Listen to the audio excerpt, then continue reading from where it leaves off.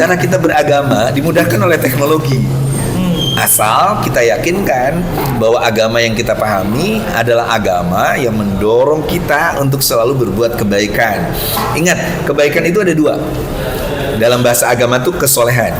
Satu, kesolehan ritual, puasanya, tadarus Qur'annya, tarawehnya kita rajin. Tapi ada kesolehan sosial. Saleh sosial. Iya, jadi jangan sampai ada orang yang rajin puasa tapi masuk kantornya telat.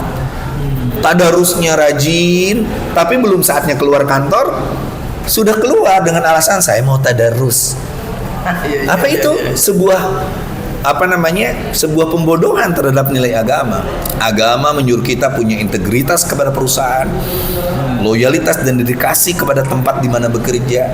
Dan ingat, agama ada di perintah kayak gitu-gitu. Iya, dan tidak ada alasan Ramadan itu menjadi bulan tidur berjamaah. Nabi Muhammad banyak perang di bulan Ramadan. Rasulullah perangnya di bulan Ramadan. Iya. Itu aja nggak mengeluh. Itu malah beliau bilang bahwa roja'na min jihadil asghar ila jihadil akbar. Kita baru pulang nih perang, tapi itu jihad yang kecil. Ada jihad yang besar. Apa itu? Mengalahkan nafsu. Nafsu itulah yang membuat orang lupa. Ada orang yang bolak-balik haji tapi bolak-balik korupsi. Ada orang yang menggunakan jubah agama tapi untuk memperkaya diri. Ada orang yang tiba-tiba fasih, bibirnya berzikir tapi fasih mencaci maki, menghujat orang lain. Nah itu di Ramadan kita betul-betul diperbaiki. Kalau kita ngaji di bulan Ramadan kemudian selfie di share, apa nggak ria itu ya? Nggak masalah. Nggak masalah. Nggak masalah ya? Iya, asal niatnya supaya orang ikuti kita dan bahkan kalau kita ngaji Quran lalu kita bilang kepada yang menguasai ilmu-ilmu Al-Quran, tajwid, makharijul huruf, sifatul huruf, saya mohon koreksi atas bacaan saya. Bukankah itu tadarus gaya modern di mana orang tidak perlu kumpul meriung tetapi dia kumpul lewat HP masing-masing.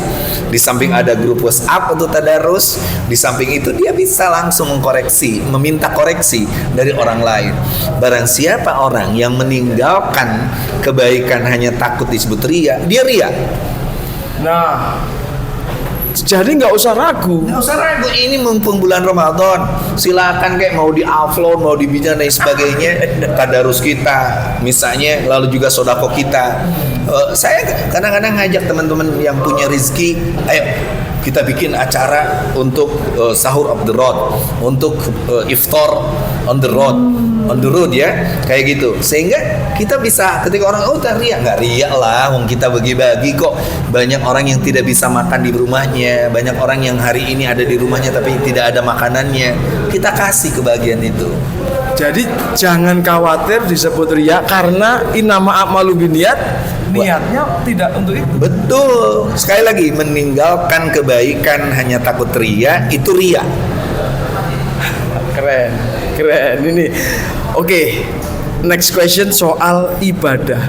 Yai katanya nggak boleh kita itu ibadah mengejar sesuatu. Tapi di Ramadan katanya ini saatnya kita mengejar pahala. Tempatnya pahala datang.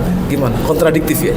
Enggak, jadi gini, tidak kontradiktif bahwa Islam itu ajaran yang sangat memahami psikologi manusia. Manusia itu tidak terdorong untuk melakukan sesuatu kecuali ada yang bersifat materialistik, pahala, sorga, dan lain sebagainya. Maka kalau kita beribadah dengan mengejar pahala itu silakan, boleh. Lama kelamaan kalau kita istiqomah, maka kita sudah tidak peduli pahala, tidak peduli surga neraka.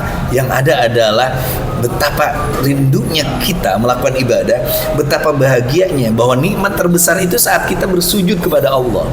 Itu akan dicapai oleh puncak tertentu. Pada akhirnya nanti kita sudah tidak peduli apapun kecuali yang hadir di depan kita itu Allah. Tapi ibadah itu harus tadarrus, ada tahapan-tahapannya. Orang baru mau ibadah udah dilarang, kamu ibadah jangan mengejar pahala. Udahlah, yang penting pahala dulu. Kalau kita lama kelamaan kita akan menikmati nilai ibadah itu secara istiqomah, dan itu yang diajarkan Quran. Katanya itu nafsu kalau kita mengejar. Iya, tapi nafsu itu bisa dibina. Kalau kita baca dalam dalam Burdah, al hawa itu kaltif. Nafsu itu seperti anak kecil yang kalau kita biarkan dia akan manja, tapi kalau kita kerasin dia akan nangis. Maka yang harus kita itu kelola nafsu kita, yang asalnya nafsunya itu nafsu ibadah, yang amaroh, lawamah atau apapun, menjadi nafsu mutmainnah. Bukankah semangat kita beribadah dengan nafsu mutmainnah yang menenangkan hati, mendamaikan orang lain, membuat kita fokus kepada Allah, kita fokus mengikuti sunnah Rasulullah, itu yang akan dipanggil oleh Allah nanti, ya ayat Tuhan nafsul mutmainnah turji'i ila rabbiki radiyatan mardiyah fadkhuli fi ibadi wadkhuli jannati. Kamu hambaku, kamu surga. Kayaknya jadi gampang banget kalau ngomong sama Kiai Maman ya. Iya, dan itu yang harus disupport, bahwa agama itu harus diletakkan pada konteks energi yang menjadikan diri kita berubah dan mendamaikan diri kita dan mendamaikan orang lain. Jangan dibikin pusing, karena kata Nabi, orang yang mempersulit pemahaman agama dan mempersulit agama untuk dirinya, maka dia golabahu, dia akan dipersulit oleh dirinya sendiri. Ruwet bahasa Inggris. Rumit, hanya malas. Betul. Ada orang siapa yang tidak sholat, itu adalah musuh Allah. Sholatlah kita. Barang siapa yang sholat tapi tidak khusyuk, lalai, neraka welah baginya. Kita belajar khusyuk. Barang siapa yang sholat tapi sudah khusyuk tapi tidak baik dengan tetangga, maka itu tertolak. Akhirnya dia sholat enggak, khusyuk enggak, ke tetangga musuhan.